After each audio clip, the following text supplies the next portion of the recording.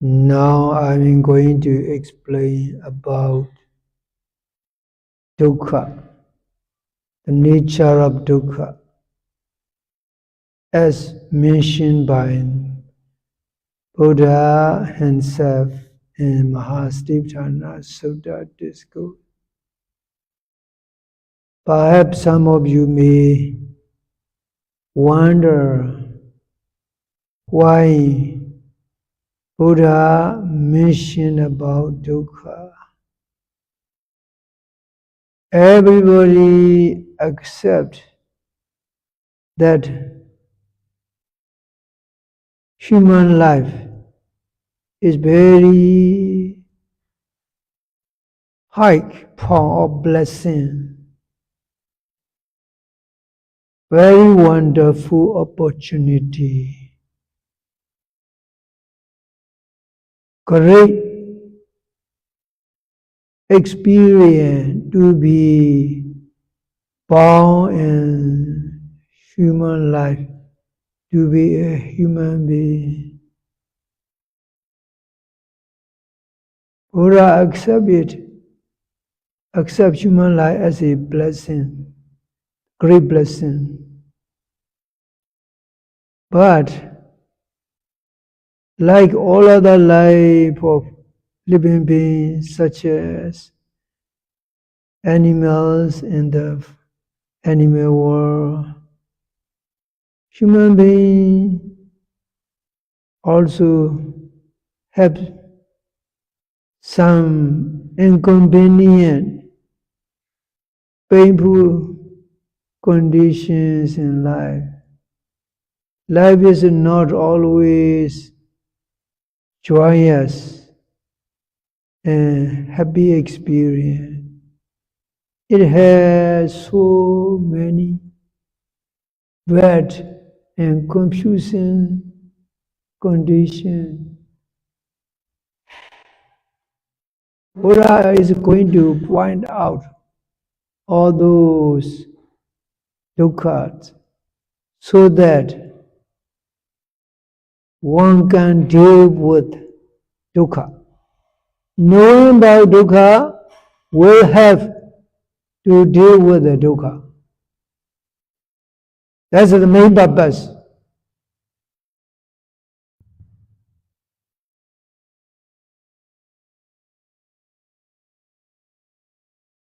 The purpose of explaining dukkha is to understand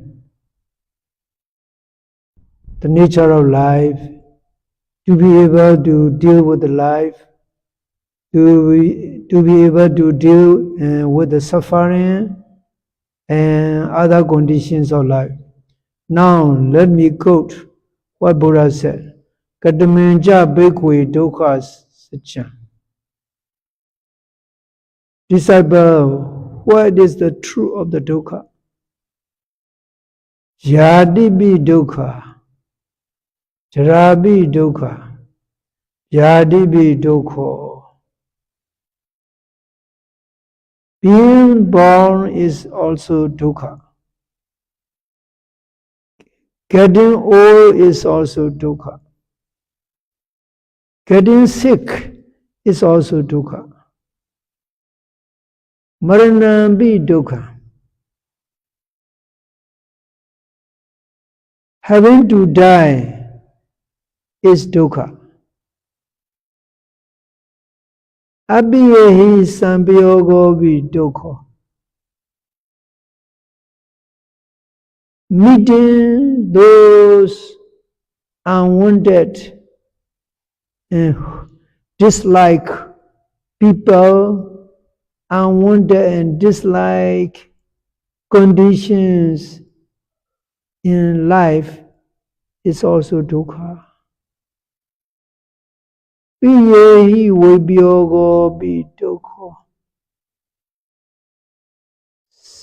Separating from the loved ones, either on death or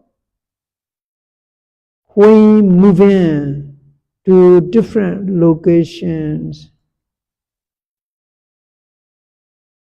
is dukkha. Having to be separated from preferred things and like conditions is also dukkha. Yam bhaichan nalavadi dambi dukkha.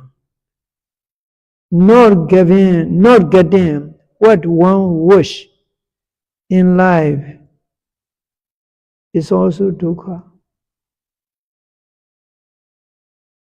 Sankhidena pinchu parana khana dukkha. Briefly, in short, having five components of attachment is also basically dukkha. So this is how Buddha categorized the various kind of dukkha.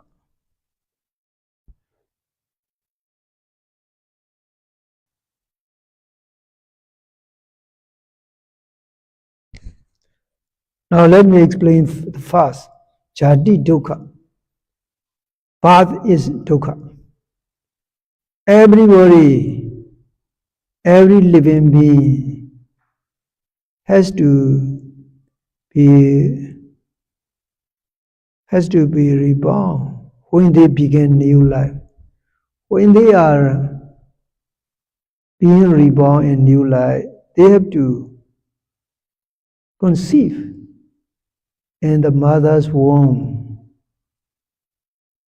Only in mother's womb, a fetus is very cramped place, very tight and narrow place. But most living beings in the world, they don't normally know their pregnancy, their times during mother's womb, because it is too tight and too narrow, so their consciousness lost. When their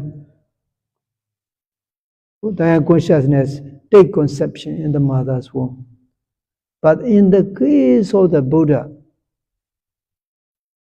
especially Bodhisattva, in the last life, when he came down from the heaven to take conception in Mother Maya's womb,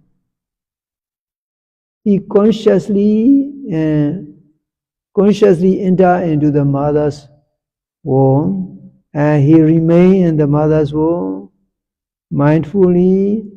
He'll come out of the mother's womb when he was born. Such kind of capacity are very limited to only Bodhisattva. Other people cannot. That's why when Buddha conceived in mother's womb, bright lights come up.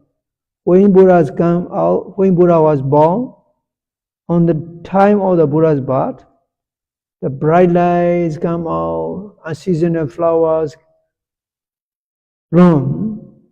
Buddha himself came out of the mother's womb quite easily in abnormal way, special way.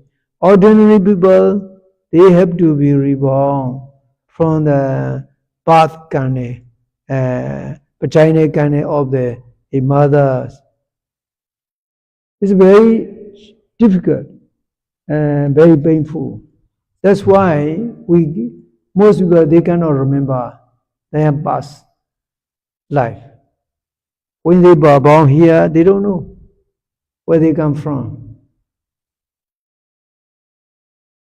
So, having to take conception in mother's womb is also dukkha. I just only give the very short explanation regarding this.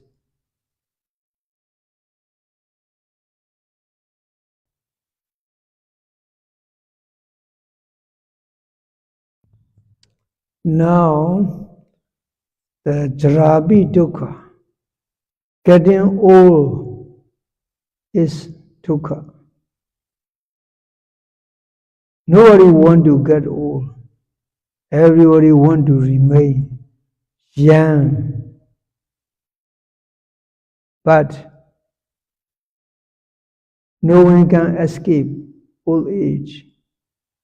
When they start getting older and older, in let's say 45, 50,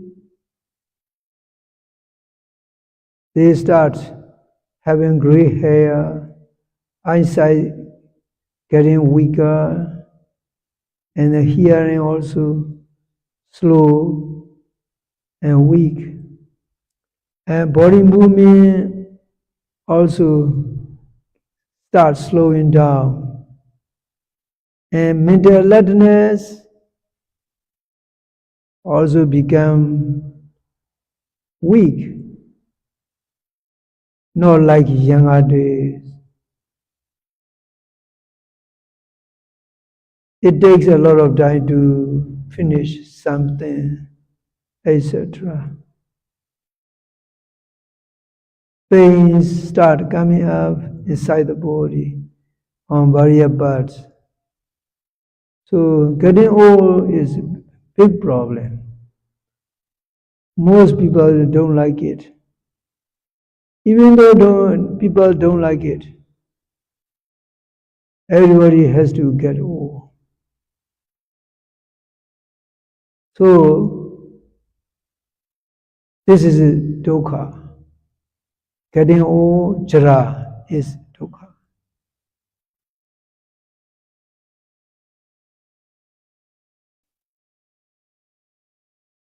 Nowadays, you see people who can afford, they do plastic surgeries to make themselves look young.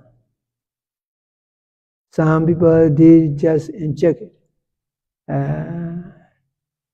some sort of the chemicals into their face and their body, thinking that they can challenge their old age. Actually, biological process is biological process. No one can escape. So getting old is dukkha, said the Buddha. No one can escape. Now, vyadipi dukkha, another dukkha, getting sick, getting disease, bad health problem is dukkha. There is no way we can keep ourselves free from disease,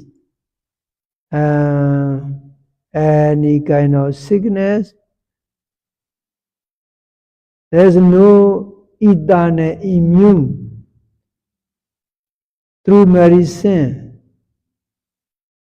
or any other method.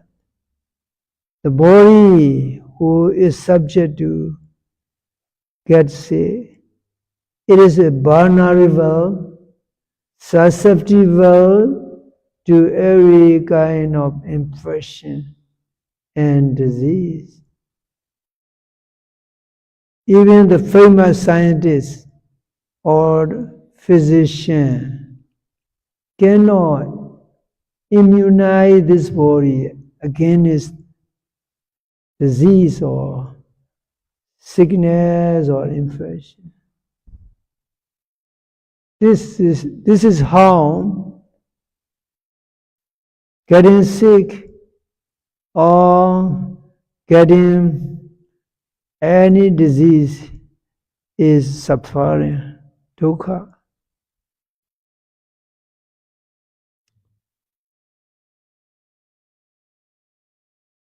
When people got sick and suffer any specific disease, they are devastated. They are very upset and very sorry and very angry.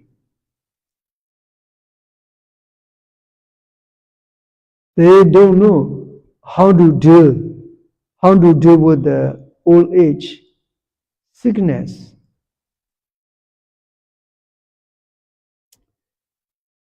Buddha's teaching, especially meditation, can keep one's mind strong and composed. Even one may have to get old and got sick. A meditator can deal with physical problems such as old age and sickness without feeling suffering like other people. Meditation is very beneficial in dealing with such big challenge of life.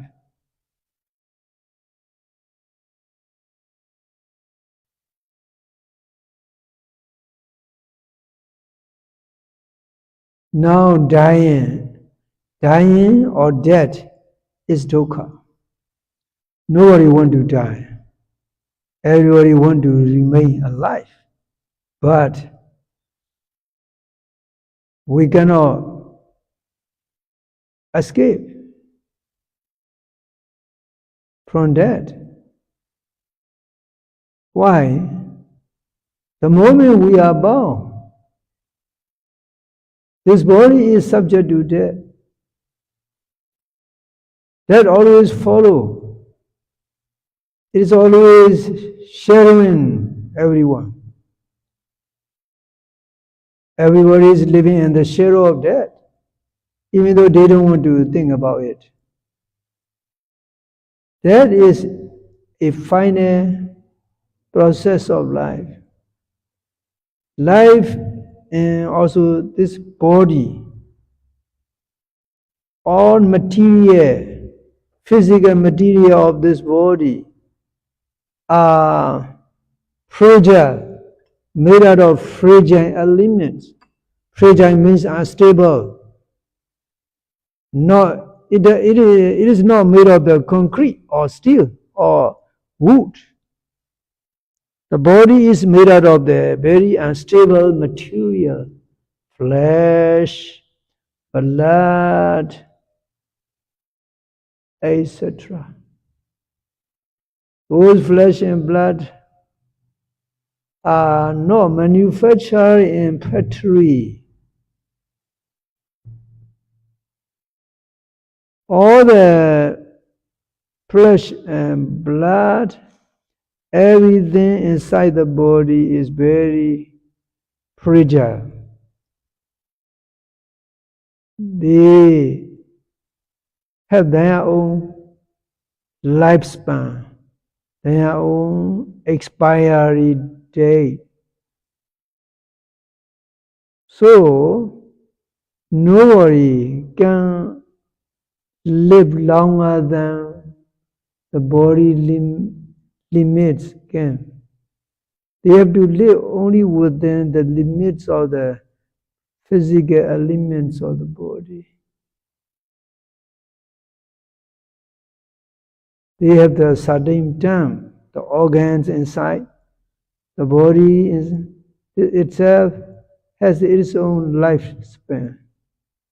It cannot outlive more than it is supposed to be. So very fragile, and life is very fragile. Body is very fragile, unstable, and that is final process which no one can escape, which no one can run away from. Everybody has to face it one time in our life. So death is dukkha. Nobody is happy to think about dying and death. Everybody is afraid. So death is dukkha. That's what Buddha said. Even though religious teachers, missionary people, they say, you need to believe in our religion and you will get eternal life. Even though they're trying to say, nobody can live eternally in this physical body, in human life. One day we have to face this eventuality.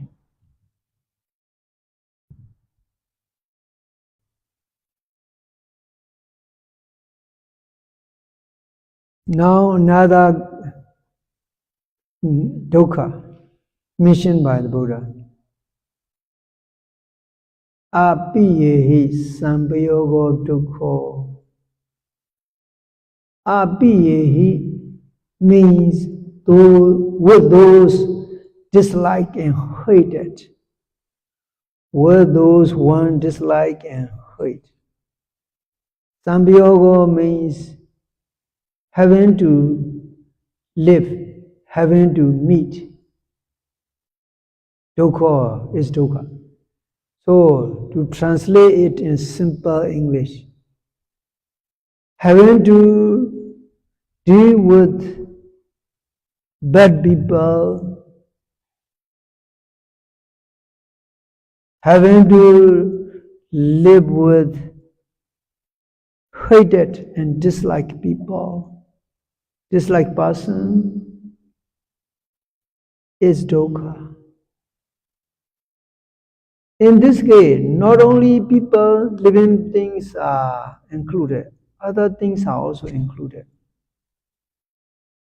With condition no one like to be, with the situations or anything people don't like, Sambhyoga, having to meet, having to go through.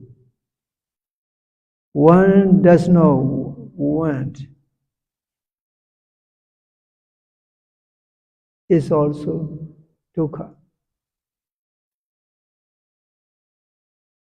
This can be explained as simply. In a marriage, husband and wife no longer on good terms, no longer on good speaking terms. They start feeling hatred to each other. In such a situation, husband or wife feel so sorry, so angry. In a workplace, having to deal with the very demanding boss or very bad co-workers is also suffering, also dukkha. This is an example with the dealing with the living beings. Now I want to explain regarding non-living situations. When a person has to get what he does not want, then it's also dukkha. For example, one may like the brown rice, but his preferred food is brown rice. But he got white rice. He has to eat white rice, unhealthy stuff, etc. He prefers something, but what he get is something. In such a situation, it is also abhyahi sambhyoga dukkha. And also political conditions in specific country, bad situation, bad political situations happening. Everybody suffer. Nobody wants it. But one has to be in that situation. This is also suffering. This is how Abhaya Sambyoga Dukkha means. It is very wide and broad. One can interpret in many ways.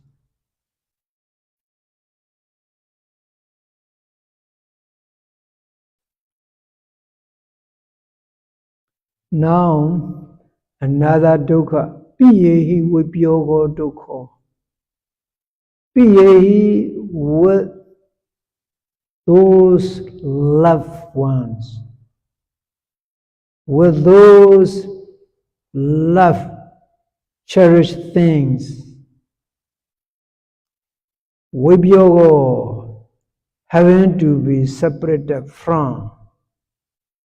Dukkha is dukkha. So having to be separated from the loved ones and the life possessions, such as money, house, jewelry, or property, etc. It's dukkha. Nobody wants to leave the loved ones behind. Everybody wants to remain with the loved ones, parents, children, husband and wife, those one who love so much.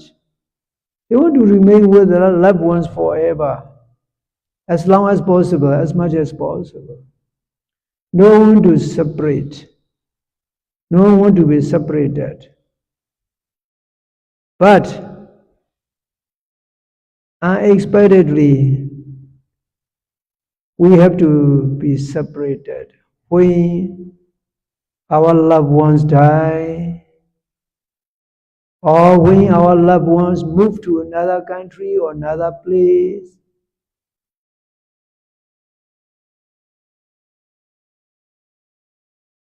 Anyway, somehow we have to be separated from the loved ones one day in our life.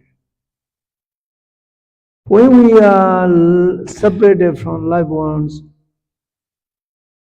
we suffer. Most people, they suffer. They cry. They cannot separate. When someone dies, it is a very sad situation. But no one can escape separation on death, separation being alive when somebody move out.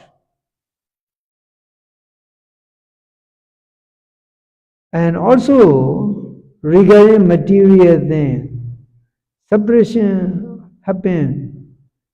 We don't want to separate with our money, but someone stole it. So we have to be separated from the money. Sometimes the money leave us, the house, the possession leave us when we die, leave us when it is taken over by someone, when we sell it to someone. Sometimes we have to leave our possessions when we die.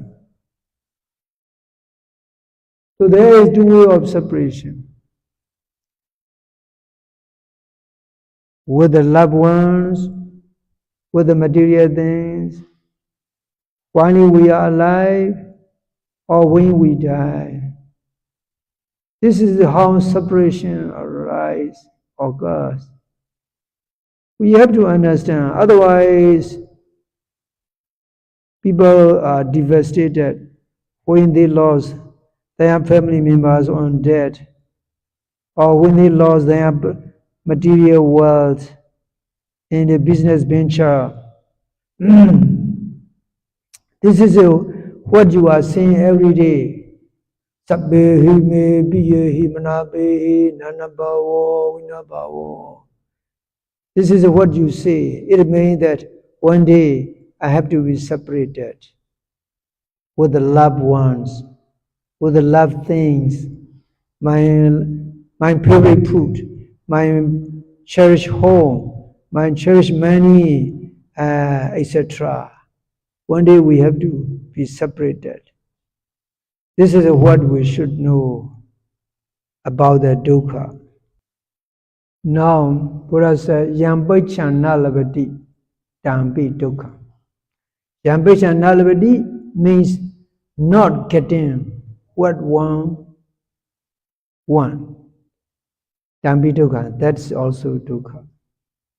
This is just only brief explanation regarding the nature of the dukkha. People always have a big problem. The mind reacts in terms of aversion and anger, in terms of devastation. When something nobody wants happen, they got upset. They become distraught. This is why our expectations and our wish are not always fulfilled. We cannot get as we expected. We cannot get as we wish. When such a condition happens, the mind becomes restless. The mind becomes restless and distracted. We suffer. Sometimes we suffer a lot. So once you understand that, you have to know how the mind reacts, and you have to be able to observe that mental reaction and keep it under control. Now, as a final summary of the explanation of dukkha, Buddha said, Sankritena panchuparanakhana dukkha. Sankritena, in short term, briefly, Panchuparanakhana, Pincha Uparanakhana, Pincha 5, Uparanakhana, aggregates or components of attachment, dukkha or dukkha. Briefly, all the 5 aggregates of attachment, 5 components where every living being holds so dear, holds so much as me, dear my loved one, is dukkha. What Buddha says is very simple and very clear. The 5 components which we call the living being is basically the foundation of dukkha, where every kind of suffering springs out. Based on 5 components, we experience endless cycle of suffering, endless reaction that can lead to suffering. This is what Buddha said. As meditators, we have to understand that these 5 aggregates form the base of the suffering, where suffering is always experienced, always present. Buddha's words are very simple and enlightening. So we cannot find dukkha somewhere else, somewhere outside. We have to find dukkha inside this body, which consists of 5 components. Once you understand that, overcoming suffering, dealing with the suffering is to be done inside our body by practicing meditation and focusing on our body, physical body, feeling, memories and mind conditioning states and consciousness. So simple. Overcoming suffering is achievable through meditation. Attaining supreme peace and bliss is also happening when we are able to deal with the suffering inside the body. May all of you be able to understand what Buddha said, what dukkha means, how many categories of dukkhas are there, what is it generally, basically, dukkha. By understanding dukkha, may you be able to live with the dukkha, to deal with the dukkha, to overcome dukkha, to attain supreme peace and bliss of Nirvana.